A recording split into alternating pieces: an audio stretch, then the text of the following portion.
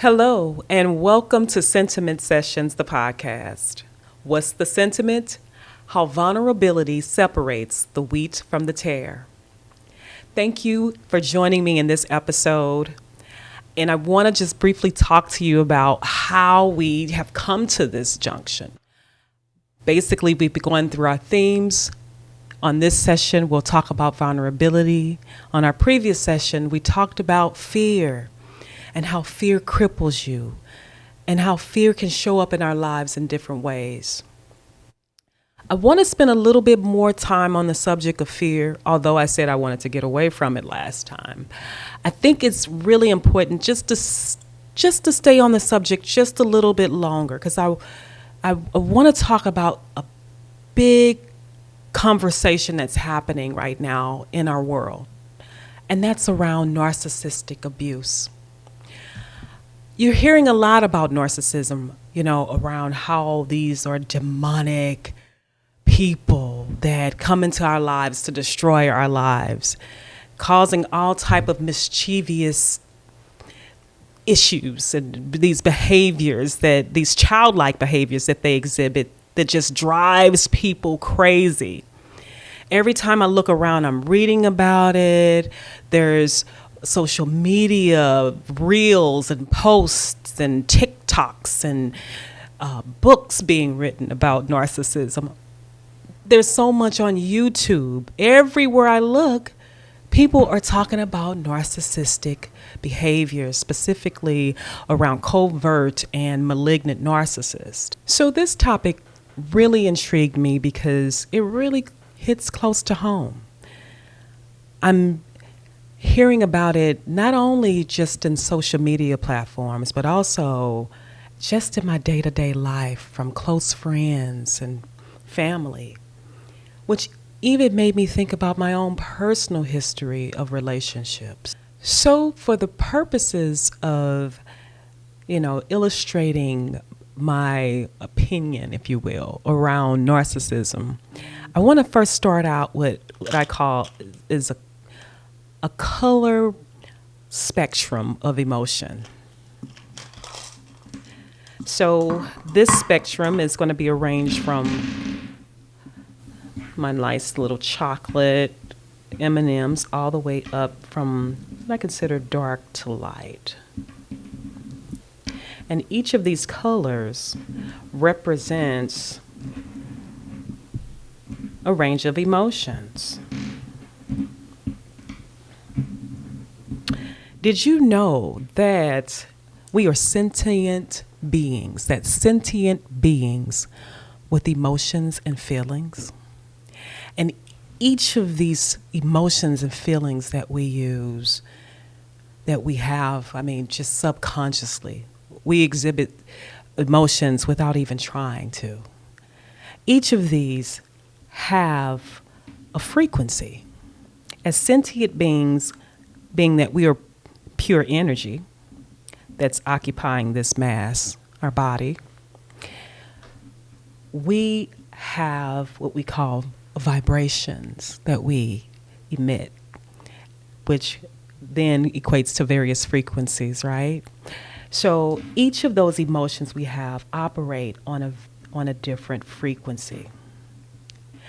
When you look at this color wheel, let me just move this to the side. Imagine that this represents everything from the dark side all the way to the light. The dark being hatred, disgust, disdain, moving up to anger and frustration, to sadness, then getting into a little neutrality around acceptance and maybe kindness and joy and peace and love. This spectrum is how we vibrate all the time. We can find ourselves at the end of the spectrum or at the top of the spectrum. So when it comes to narcissistic behavior, it's said that narcissists typically operate down in the hatred realm. They're vibrating on a frequency that is showing up as hatred, as disgust, as evil. They're talking bad about you. They're saying negative things about you. They're telling you that, you're not good enough. That is when they're really operating when what we consider their true forms, right? But then they're love bombing, right? They're coming up here and they're saying, hey, I love you. You're great. You're this, you're that. But what I'm hearing from, at least from watching social media and from some of my close friends, is that this doesn't always last. But this always seems to come out. This is when they discard you. This is when they're in and out and pushing and pulling, back and forth, that mostly operate in this realm. So the question came to my mind is, why is this happening? I mean, when I think about years ago, narcissism was not even really discussed. It used to be something, and I'll be honest, that I would hear my white female friends say about specific people in their life, mainly associated with white men.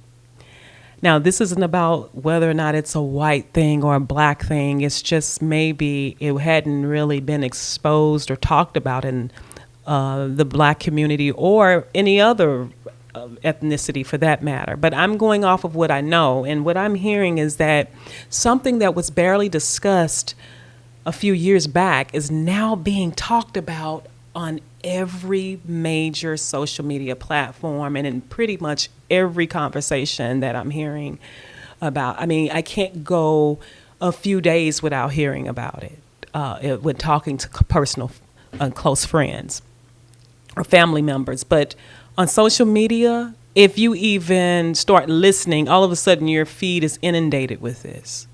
Talk about the potential programming this is having on your psyche, on your subconscious level. If you're constantly being fed all of this information about narcissism,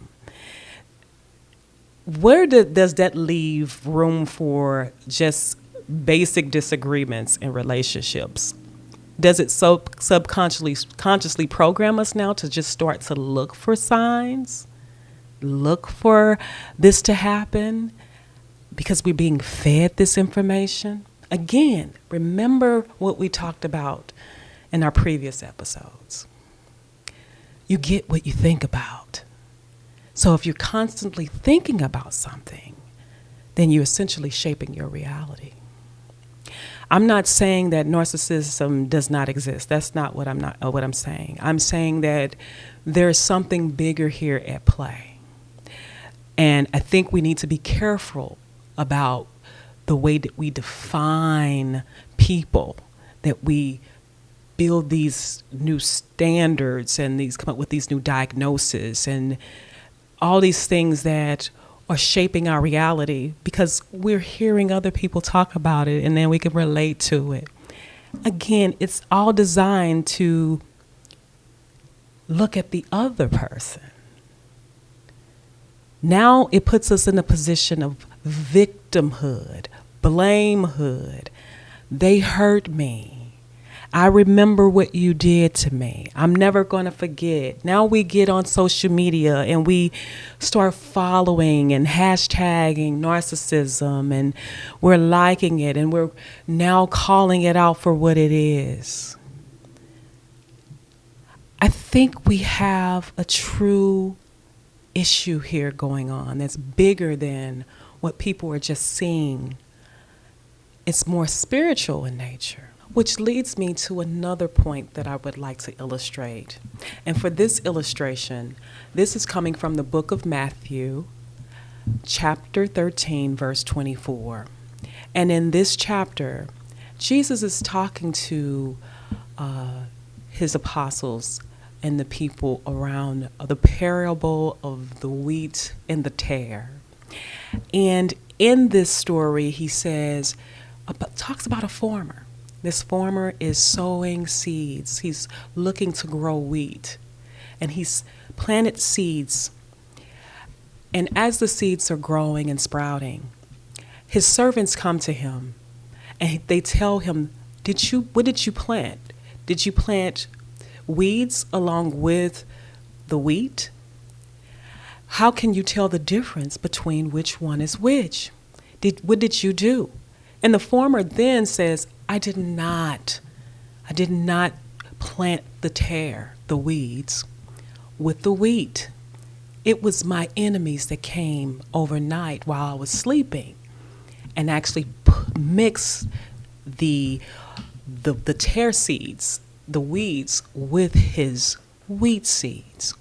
So it was impossible for them to tell the difference. His servants then said, hey, why don't we just pull them all up? We just pull them all up. And the farmer goes, no, we won't be able to distinguish between the wheat versus the tare. We have to wait till the harvest comes.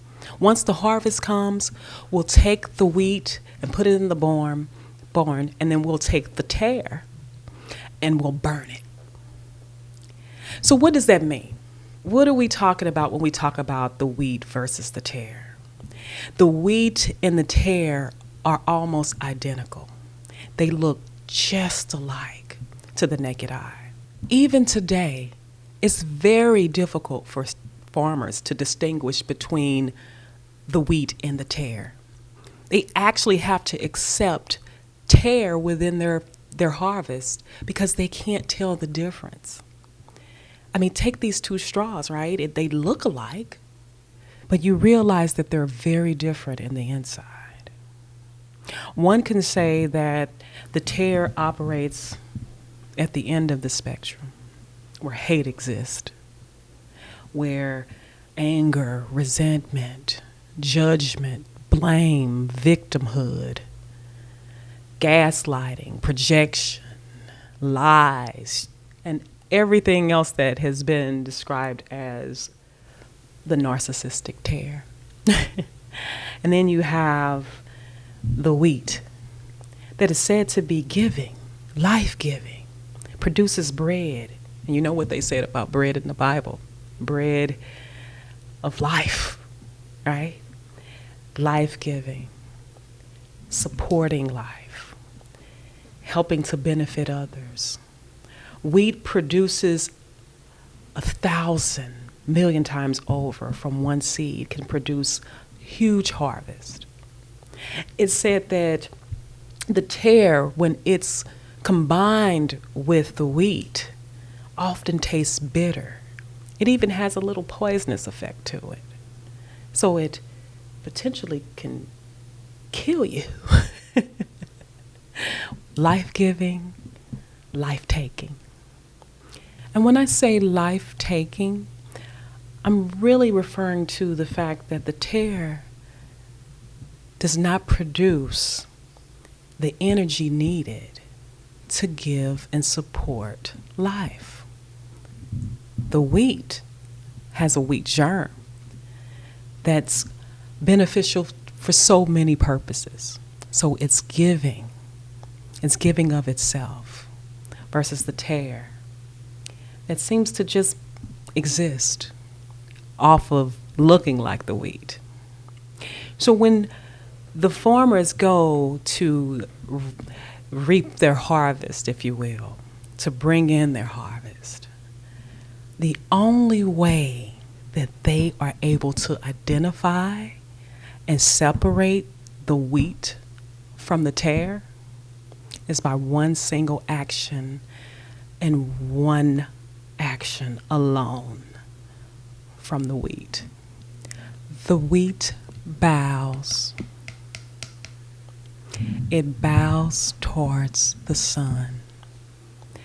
It's an act of vulnerability. So let's apply this to the narcissistic relationship. You have the tare, which in this example we'll say is the narcissist, that stands in its own. It doesn't see that it has to bow. It's full of ego, full of pride, full of chaos, toxicity. They say the narcissist has various alternate personalities, like various personalities. They actually show up in your life and pretend to be somebody different. They pretend in this scenario to be the wheat, to pretend showing up that they want to give, they want to provide, they want to be everything that the wheat needs them to be. They would even try to convince the wheat, in some cases they do, that the wheat is the tare and they're the wheat. But their actions and their output doesn't measure up. They want to ensure that the wheat does not know it's wheat because they get to benefit from everything that the wheat has to offer.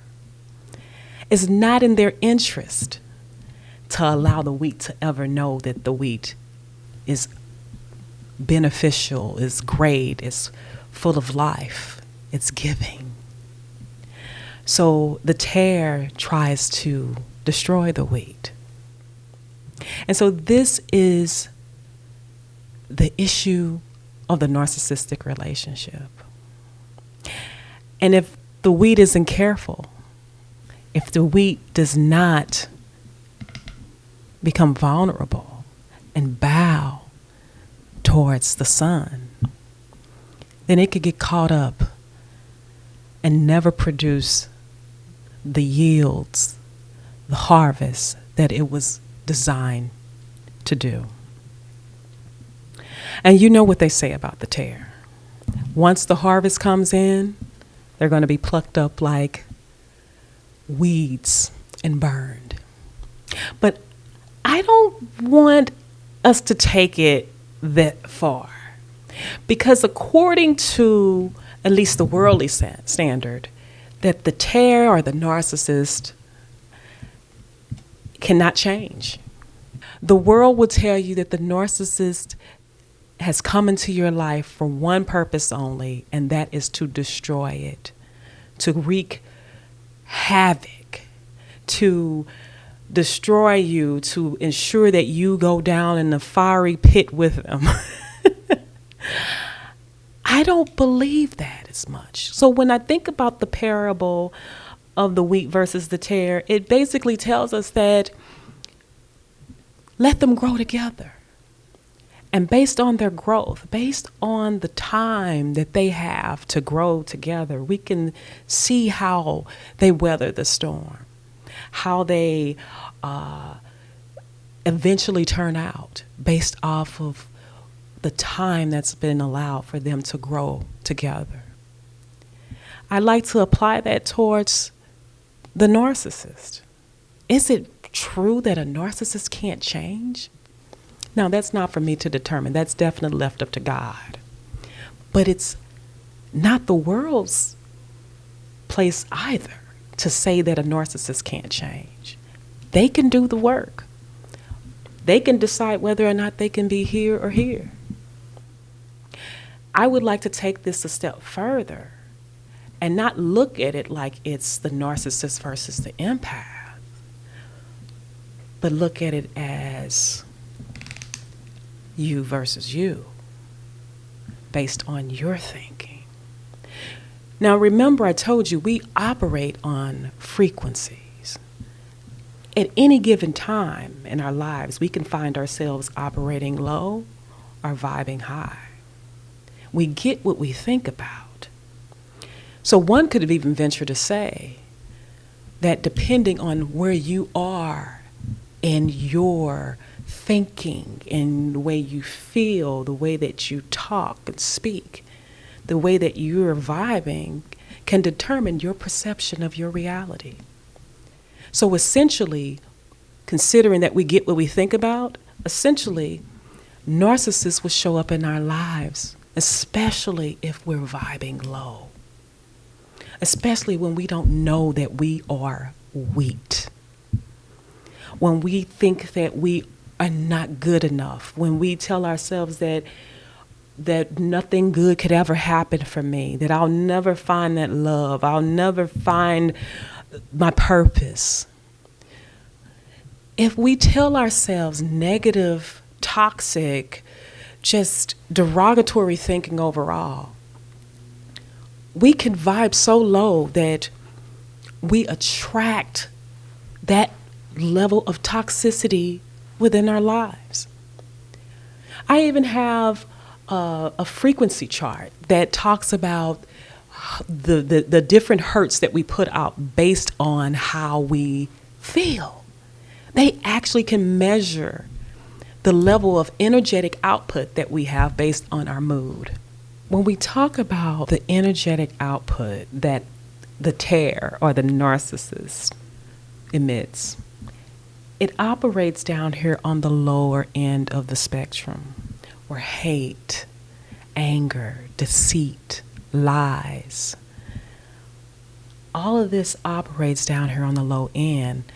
It produces an energetic output of about 75 hertz. Guess what? Disease like cancer and cardiovascular diseases all exist in the same energetic frequency. So you don't want to find yourself down here, because this is where death exists. Unlike the wheat, when it's wheat, it operates on the opposite end of the spectrum, where neutrality comes into play, acceptance, joy, love, and peace. This is where I would venture to say that we all want to be. But because we are sentient beings, because we have emotions and feelings, we can find ourselves operating from one end to the next based on our perception of reality. Now, here's where the story takes an interesting turn. And we're just going to leave the tear off to the side there. But for the wheat, you can bow or you can be full of yourself. You can operate low or you can operate high. You can be wheat if you want to. You have a choice. We all do. I believe that the narcissist has a choice too, because we do serve a God that can heal even our minds.